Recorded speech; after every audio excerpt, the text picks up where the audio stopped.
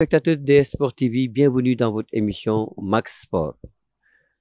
Ni ma leen ko doon waxee toujours mooy Max Sport day ñëw toujours ak gan yu bees tey indi naa leen koo xam ni dina leen wax mooy kan mais bàyyi leen rek ma wax leen ni il est 2 fois double champion du monde ci li muy yëngatu wala bokk ci li mu daan yëngatu Cheikh Tidiane Boye na nga def. Merci beaucoup, Michel Bakerno. C'est avec un très grand plaisir ñëw accueillir leen fii nga xamante ni mooy chaise u fédération sénégalaise de boxe. Pourquoi ma accueillir leen fii? Parce que je suis le manager général. waaw fii aussi le ABV nekk agricole biovision loolu lépp nag ci njiitalu le président Mamour Sène. Bienvenue. waaw Cheikh Tidiane Boye nag comme ni nga ko waxee c'est un d'abord militaire, un ancien militaire je peux dire, qui est 2 fois double champion du monde militaire. Donc pour vous dire, j'ai 4 titres de champion du monde. J'ai aussi été demi-finaliste aux Jeux Olympiques à Séoul. J'ai été aussi 3 fois champion d'Europe avec le Racing Club de France. Donc, loolu mooy parcours Cheikh Tidiane Boye et plusieurs fois aussi champion du Sénégal. Merci beaucoup. Je pense que kooku Cheikh Tidiane Boye comme présentation. waaw Cheikh Tidiane man tam kontaan na trop de recevoir suñu émission Max Sport. Hormis c'est li nga tàggee sa bopp léegi. Est-ce que amul ban étape yow moo la ci gën a neex wala boog yan étape moo la ci gën a neex. waaw étape bi nga xamante ni moo ma ci gën a neex bi ci jiitu mooy représenter le Sénégal au championnat du monde militaire à Rome et en Finlande. boo xamante ni militaires yi gën a xarañ ci sport dans le monde ñoo fa daje woon man me représenter le Sénégal. Ce jour-là j'étais avec le feu capitaine Mamadou Sarr qui était mon entraîneur. bi ma demee ndam loolu ma am foofu ba le président de la République et le chef d'état-major temps boobu mi ngi nekkoon le général Mansour Seck. kooku temps président Abdou Diouf loolu. au temps du président Abdou Diouf ñoom ñu àndoon nag mbégte ba fa ma nekk lañ ma woo félicité ma et puis ma gis effet bi mu def ak yokkute bu mu apporter le Sénégal, plus particulièrement l'armée sénégalaise, honneur yi nga xamante ne rendre nañ ñu ko fa. Je pense que sama carrière sport boobu bokk na ci lu ma gën a neex te parce que bi ma demee dama doubler 800 1500 mètres. Il y avait les Américains, il y avait les Européens, il y avait les Asiatiques, il y avait tout. am na ñoo xamante ni sax ils étaient derrière moi et ils étaient médaillés olympiques. Pour vous dire que lañ fa def bëggoon nañ ci trop pour le Sénégal. D'accord, mais est-ce que temps yooyu dans tukki bi est-ce que daan na yomb. Je veux dire est-ce que du comme tey nga xam ni bon les chefs d'État yi fi jot a jaar daan nañ joxe sax seen avion de commandement yi ñu yóbbu athlètes yi est-ce que yéen à l'époque amoon ngeen loolu. lu mel noonu boobu. non man awma woon problème boobu parce que en même temps j'étais affecté comme attaché militaire à l'ambassade du Sénégal en France. Donc man sama carrière militaire yëpp sama carrière sportive maa ngi woon comme attaché administrativement j'étais attaché militaire à l'ambassade parce qu'en ce temps-là il y avait beaucoup de militaires yu ñu fa daan affecté et j'en faisais partie. Et loolu nag vision Semga bi fi nekkoon la parce que demoon na ba gis le niveau bi ma amoon te un militaire mënuñu la bàyyi nga dem noonu te administrativement tu n'es pas couvert te comme dañ doon def ay affectation partout dans le monde, aux États-Unis, en Europe ñoom ci seen xarañ ñu ni kii de comme soxla nañu personnel foofu ñu affecté ma comme attaché militaire à l'ambassade de Paris donc durant sama carrière yëpp amoo woon benn problème parce que résidé wu ma woon Sénégal j'ai résidé en France voilà moo tax foofu moom mosuma am problème mu. mais li nga wax noonu xam nga moo tax waxtaan dafa baax parce que ça c'est un exemple à suivre parce que ku mel ni beaucoup de nos athlètes ñu ngi fii ils peuvent être militaires comme ils peuvent ne pas être militaires ñu affecté leen dans les ambassades qui sont accréditées un peu partout dans le monde et ça leur permet de s'entraîner en même temps au lieu de ñu jël ay xale yoo xam ni leen yóbbu dalal leen ci ay kër ah xam na comment on les appelle dama fàtte le ni ñu koy waxee mais waaye ci ay foyer ak yooyu alors que mun nañ dem en même temps ñuy liggéey dans les ambassades en même temps ils s'entraînent donc tu vois ça va d'une pierre deux coups. Ça devrait être même un exemple par rapport à nos dirigeants sportifs aujourd'hui. waaw xam nga loolu nag du yomb pourquoi du yomb mooy les sportifs de haut niveau militaire nga xamante ni am na ni bëriwuñu bëriwaay boo xamante ni loolu dina beneen bi aussi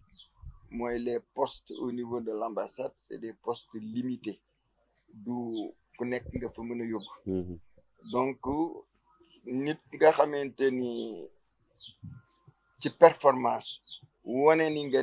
nga ni Sénégal amatoo fi concurrent au niveau de l'Afrique tu fais partie des meilleurs su boobaa armée nag ci seen xarañ ak seen stratégie dañuy protéger bu baax seen élément pour yóbbu ko ni mu gën a kawee donc période boobu nag le général Seck amoon xalaat bu baax boobu ñu ni nañ ko affecté comme attaché militaire ma permettre may def sama liggéey di def sama sport en plein temps loolu nag bokk na nag lu tax sama carrière macha allah année bi ma demee nekk champion de France nekk champion d'Europe dem Jeux olympiques def ay performance nekk demi-finaliste yooyu yëpp condition la mooy wane ni sport de haut niveau amul à peu près. Il faut mettre vraiment les moyens qu'il faut. Sànq wax nga ñu lu gën a neex sooy wax lu gën a neex en général sa carrière sûrement am nga aussi un regret. Des regrets. waaw bi ma xamante ni bokk na ci li nga xamante ni neexuma woon mais lu yàlla dogal la. Moi, au moment que j'étais en forme de préparer les Jeux olympiques de Barcelone, quelques semaines avant, ma am élongation à l'entraînement, je peux dire même déchirure. Et déchirure, soo ko amee di nga toog minimum 3 mois pour nekkat à 100%. loolu nag bokk na ci li nga xamante ni gàllankooroon na ma aux Jeux olympiques de Barcelone loolu nag bokkul ci li ma neexoon ci sama carrière mais en dehors de ça moom macha allah. d'accord tey pratique nekkatuloo ci dawatuloo ci piste yi tey lan la Cheikh Tidiane Boye di def tey. waaw xam nga sport. waaw bi ma arrêté sama carrière sport de haut niveau même période bi nga xamante ni maa ngi def sama sport dama doon def aussi formation en France et j'ai fait le management du sport léegi bi ma pare sama carrière rek aussitôt ma créé benn boîte en France bu tudd sport management et consulting mi ngi exister pratiquement ñoo ngi ci presque 20 ans sport management et consulting nag moo nekkoon sama reconversion foofu la majorité des athlètes africains yi nga xamante ni ñu ngi résider woon en Europe ñoom ñëpp pratiquement maa leen doon manager ñu ci bari di leen accompagner dans les compétitions di leen trouver ay sponsors ay partenaires di permettre ñu mën a représenter dignement leur pays parce que loolu dafa nekkoon loo xamante ni au moment bi may def sama carrière j'ai vu que ni au niveau de l'Afrique dafa amoon manquement bu mag ci côté manager du managériat man nag loolu li may def sama carrière yëpp maa ngi koy xool parce que ñun li mu laajoon ñun loolu daf ñu manqué woon suñ ko amoon tey jii dinañ ñu dégg feneen parce que nekkoon nañu une douzaine de Sénégalais yu nekk à l'INSEP en France mais ñoo ngi woon ci condition yi mais dafa am yoo xamante ni dañ ci amoon retard sunu dirigeants yi daan ñu ko sóoraale parce que période boobu mooy am un bon manager parce que athlète su fekkente ni dafay def carrière am ci entraînement compétition ngay concentré wu mais lépp loo xamante ni ci engagement la ci ay meeting engagement la wala trouver un sponsor un partenaire des firmes yooyu si le manager moom moo koy toppatoo ñun nag période boobu ñun fa daan yabal gisuñu woon côté boobu bokkul woon ci luñ doon sóoraale ñun période boobu on était dans de bonnes conditions à l'INSEP parce que fa la crème sport France yëpp ne woon on s'entraînait avec les meilleurs du monde là-bas mais nag danoo manqué woon ay manager yu baax loolu nag moo tax bi may pare sama carrière rek aussitôt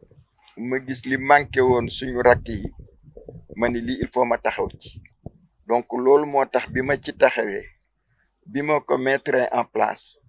dafa nekkoon une demande boo xamante ni les Camerounais les Ivoiriens les Guinéens moo tax ma bëgg la laaj justement ñoom ñëpp ñëw rejoindre si est-ce que tey en tant que manager est-ce que mën nga ñu wax yan athlète yu ràññeeku ci Afrique yoo xam ne yaa leen yor yow du Afrique rek Afrique ak Europe parce que je vais commencer par sunu Sénégalais yi parce que meilleure équipe 4x4 bi ñu amoon aux Jeux Olympiques nga xamante ni il faisait 4e Jeux Olympiques de Atlanta à Atlanta mooy période boobu on avait Moustapha Diarra Ibrahima Wade Ibou Faye Hachim Ndiaye il y avait aussi Aboubacry Dia ñoom ils avaient fait 4e aux Jeux Olympiques tuuti moo leen manqué woon pour ñu am médaille parce que le meilleur Ibrahima Wade dafa gaañu woon la veille donc ñooñu pour ñu àgg niveau boobu ils étaient très bien encadrés par un entraîneur nga xamante ni c'est notre seule médaille olympique Amadou Diaba moo leen doon entraîner bi ñuy préparer Jeux olympiques yi et man maa leen doon manager di leen engager dans les compétitions donc ñaari ñooñu seq ay xale loolu moo taxoon aussi ñu am performance bu mag boobu donc soo ñëwee au niveau de la France Ladji Doucouré bi nga xamante ni il était médaille olympique Muriel Hurtis ñoom ñëpp SMC moo leen doon engagé di leen manager dans les compétitions donc le 4x100 équipe France aussi jigéen ñi il y avait Muriel il y avait Sylviane Félix il y avait Delphine Combe il y avait quatrième bi mais ñoom ñëpp aussi SMC moo leen géré woon donc loolu lu ñu prouvé soo ñëwee côté Afrique des champions d'Afrique Benjamin Sirumou Camerounais il y avait Olivier Girignon il était parmi les meilleurs Africains il y avait les Guinéens Joseph Loa donc Afrique pratiquement amul foo xamante ni rek ñoom ñëpp comme li ma la wax j'ai récupéré tous les Africains yi nga xamante ni soxla woon nañ ko ñu am nag def ay performances yu mag voilà période boobu moom loolu mooy référence yi nga xamante ni prouvé nañ ko en Europe dans le management du sport. D'accord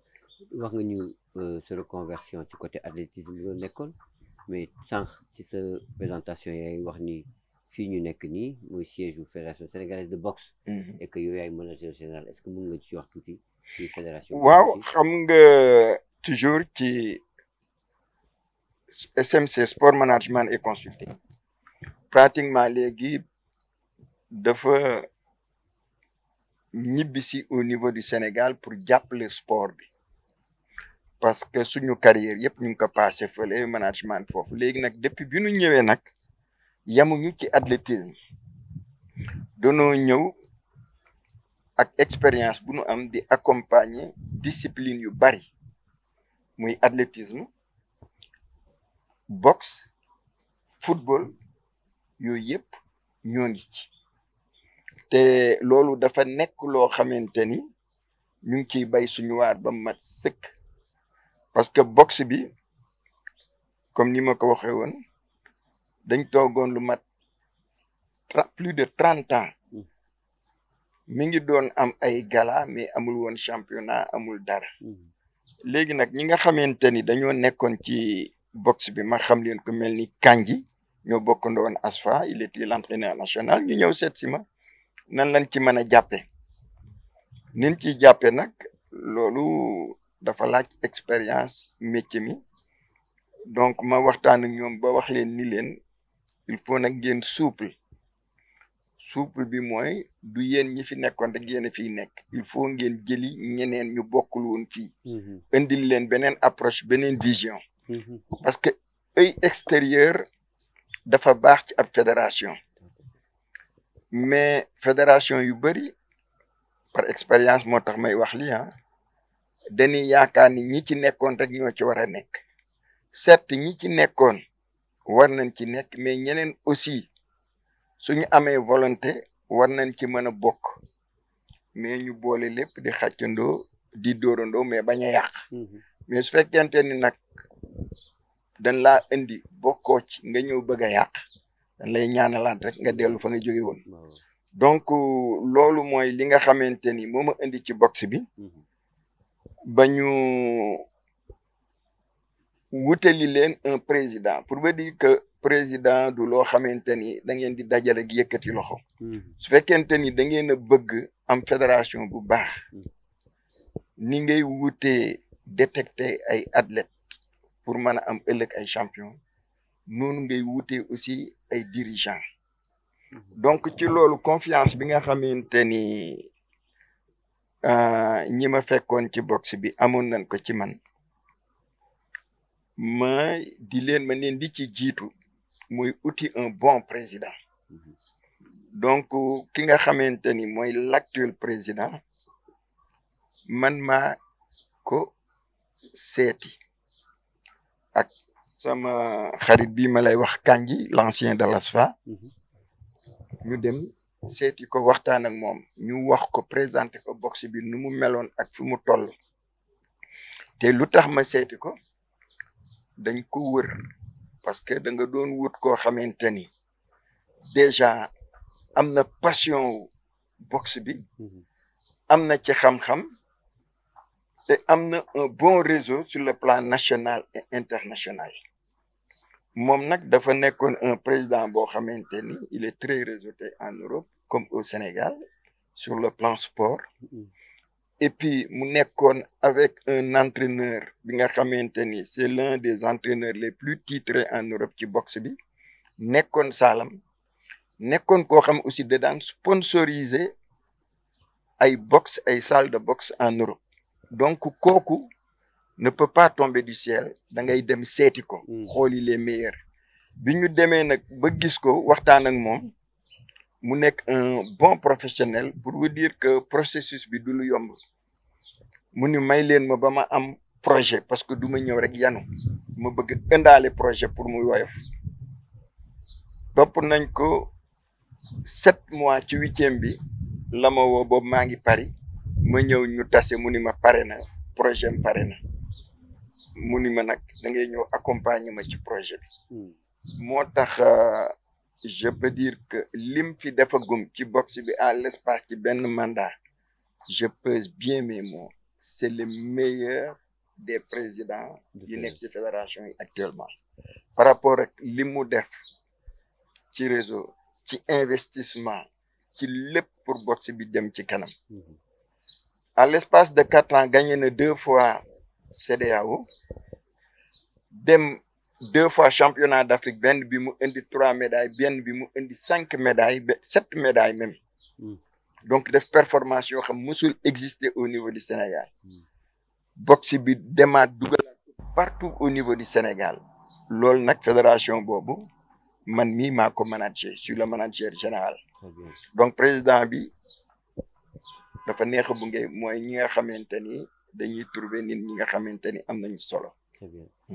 Boxe c'est vrai nu mel nag léegi moom bon comme ne nga mu ngi ñëwaat mu ngi soxali ko tant mieux parce que à l'époque dañu doon seetaan boxe fële ci stade Iba Mar Diop ay semi nocturne ak nocturne mooy temps ñoom Gambi Keita et j'en profite même di nuyu benn koo xam ni Gambi Keita moo fay carrière am il s'appelle Jokoundé Ekeke Jokoundé Ekeke maa ngi xaar suñu émission maa ngi xaar sa accord pour ñu def suñu émission spéciale boobu sur la boxe alors pour revenir un peu Cheikh Tidiane Boye sur l'athlétisme. Comment aujourd'hui voyez-vous aujourd'hui la gestion de l'athlétisme sénégalais? Waaw athlétisme sénégalais li muy dund actuellement mérito wu ko parce que dañoo am ay références partout dans le monde tey jii damay jëkke soo demee tey jii Amérique am na ñu mel ni ay Boubacar Diallo am na ñu mel ni ay Cheikh Touré am na ñu mel ni ay Njawar am na ay Oumar Loum ñoom ñëpp dem nañu ba nekk ay références sur le plan international fu ne dem nañ ko lu ne def nañ ko ci athlétisme ba ñoom ñëpp sax teraanga yu ñuy dund fa ñu nekk lépp base bi sport bi la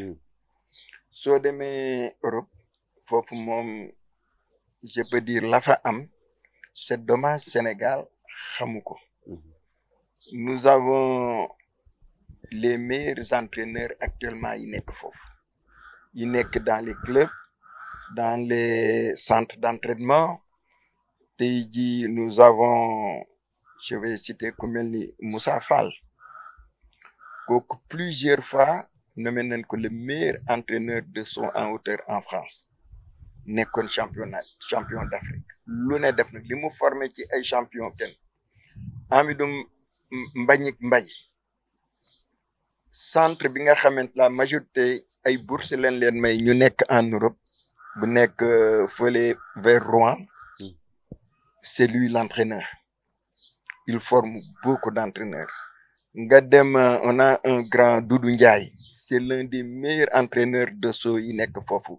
su may lim tey jii Charles Seck actuellement Babacar Niang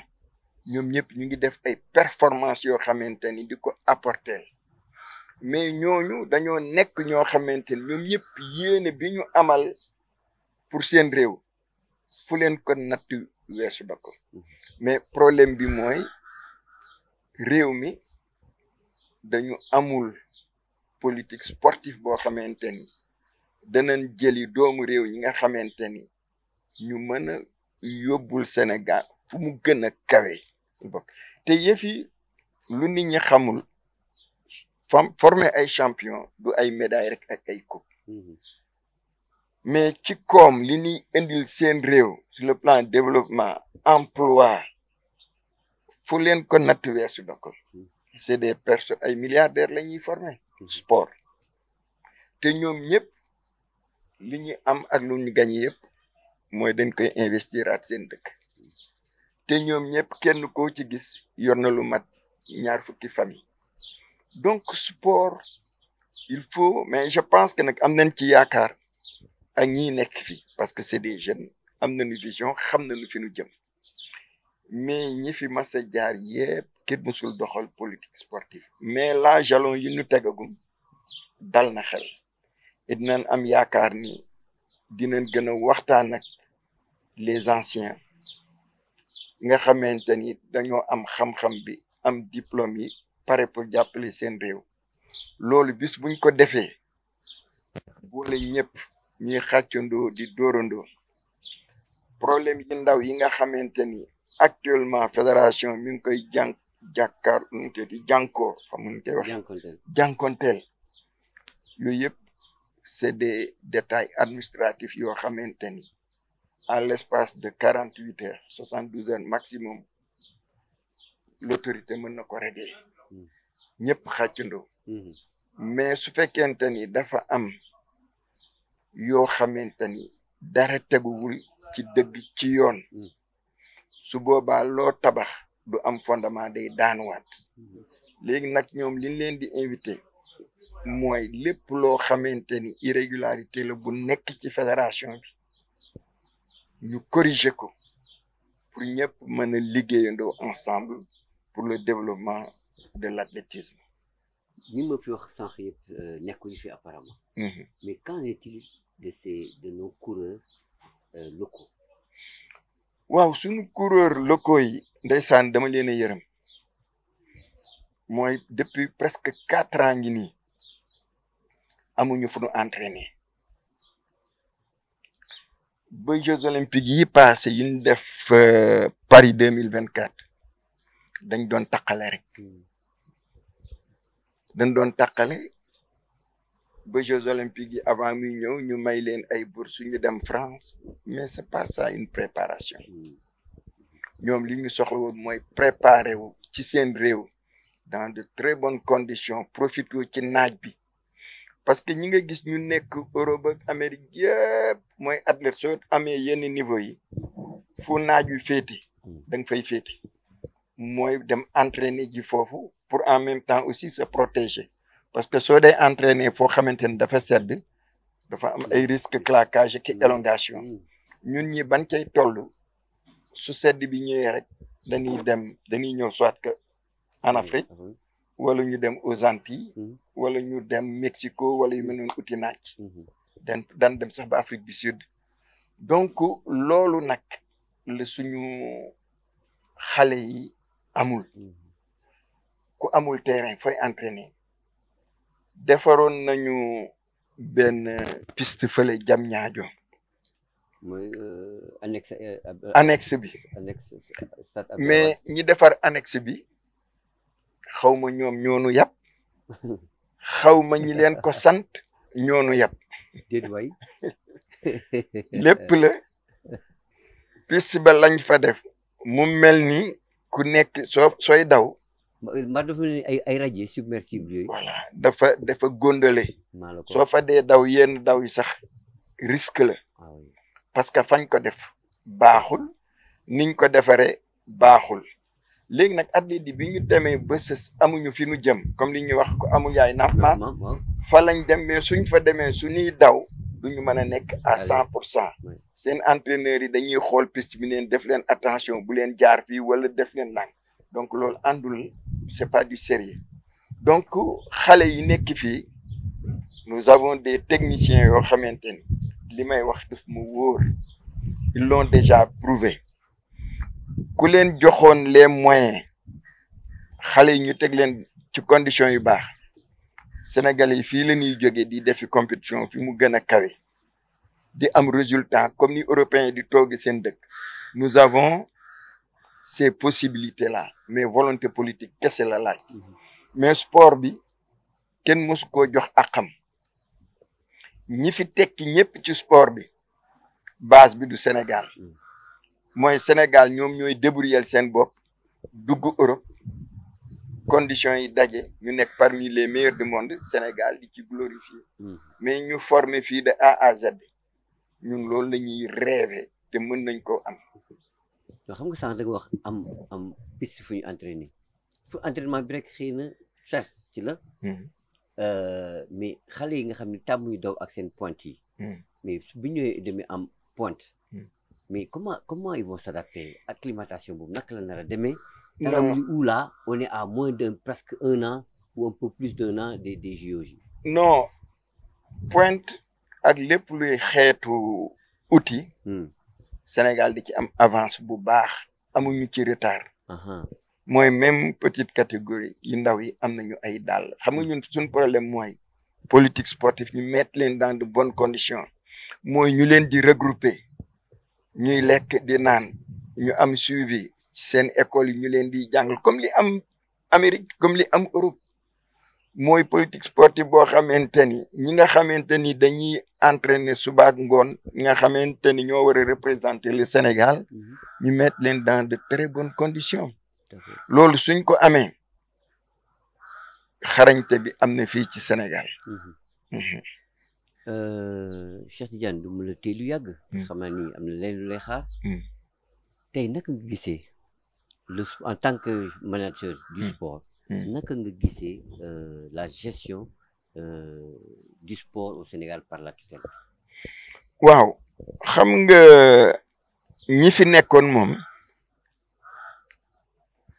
c'est dommage li ñu waroon defuñu sax tiers bi soo ko diviser même parce que dañ fi nekkoon xam nga sport dafa am sport de combat am ay sport collectif am ay sport individuel et état nag daf fi nekk pour fédération yëpp mais ñi fi jaar ñëpp pour ñoom def nañ ni sport mooy football wala mooy basket certes ñooñu dañ leen war a jox cër bu mag a mag parce que moom Sénégal yi dañ ko bëgg mais su fekk addina yi dañ ko bëgg luñ leen jox mérito nañ ko parce que soo xoolee basket liñ fi def ak football liñ fi def gis nga ni mu toll mais athlétisme def na lu raw lool athlétisme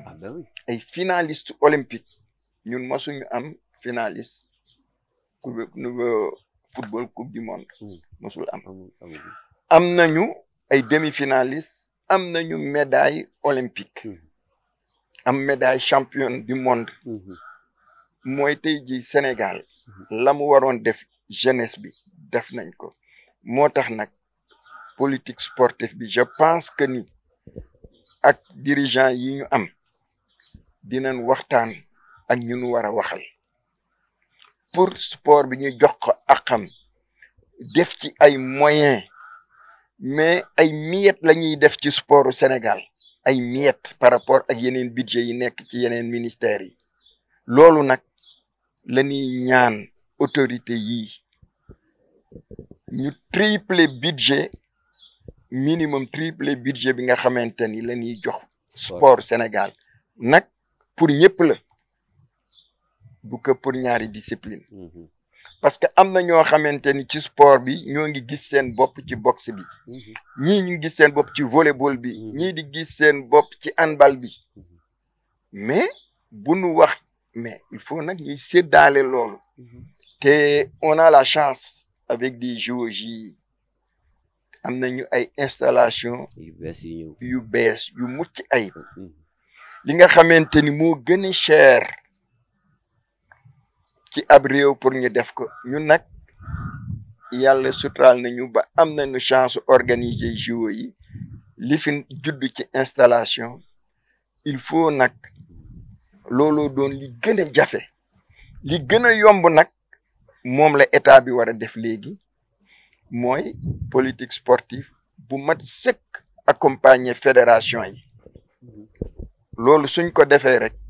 Sénégal jëm kanam. Très bien mais Cheikh Tidiane maa lay gërëm di la sant waaye balaa ma lay bàyyi une dernière question tey sa médaille yi nga mus a gagné yëpp say coupe ak say diplôme foo leen parqué. waaw am na yu nekk Paris sama kër am na yu nekk fii dafa bari lool macha allah tey ji soo ñëwee sama kër fii au Sénégal partout ay coupe ki médaille la soo demee fële mais beneen bi mooy sànq wax nga ko ci reconversion bi am na côté boo xamante ni waxuñu ko parce que aussi je suis équipementier. Ah, ok, d'accord. Donc, mooy comme li nga sol nii. Par exemple, lii nga gis nii. Oui. Chilton. Marque la boo xamante ni aussi maa leen di représenter en Afrique depuis quelques mois. ñoo ngi ci sport collectif yi ñoo ngi ci sport individuel yi aussi. Et beneen bi aussi ñu ngi ci des tenues chic, des pantalons, des chemises. tey jii Chilton nekk na marque boo xamante ni il est très très connu en Europe mais ñëwagul woon Afrique ils ont fait confiance à moi depuis un bon moment maa ngi ciy liggéey bu baax. gërëm ak cant ñeel na la maa ngi lay gërëm dina sant bu baax a baax. grand frère xam naa ni daje nañu man ak yow ci ay compétitions yu bëri sur le plan international. yàgg naa la suivre bu baax a baax a baax. dëgg la dëgg la vraiment ñu mel ni yéen Sénégal. daf leen soxla ci li ngeen di yëngatu. donc di ñaan aussi Sénégal yi nga xam ni à l'étranger. def sport. bu ñu mënee jàppale seen discipline ñëw dellu si Sénégal jàppale seen discipline. je pense que moo gën pour ñëpp ci Sénégal moo gën ci Sénégalais yëpp. donc vraiment maa ngi lay gërëm di sant man aussi maa ngi lay sant di gërëm bu baax des sports parce que vraiment. des sports la passion du sport. voilà ñoom vraiment gis naa ni ñoo ngi def liggéey bu mag parce que ils sont très bien suivis par les sportifs. et loolu nag seen liggéey bu xarañ seen bu rafet bu xarañ la di leen encourager bu baax xamal leen ni ñun ñoom on est à votre disposition saa yi leen ñu soxlaa rek ñu apporter. Sunu pierre sur l'édifice, on est disponible. En tout cas, merci beaucoup. Chers téléspectateurs, c'était tout pour votre émission d'aujourd'hui. Je vous donne rendez-vous la semaine prochaine.